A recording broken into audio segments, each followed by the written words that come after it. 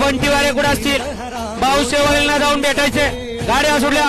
गाडी क्रमांक या मैदानातील 32 सुटला आणि 32 मध्ये एकूण 5 गाड्या पळतात आणि 5 गाड्यांमध्ये रणसंग्राम चालू आहे.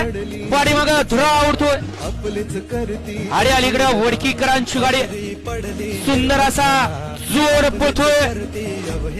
अतिशय सुंदर आणि रेटरेकरांचं निर्वाद वर्चस्व.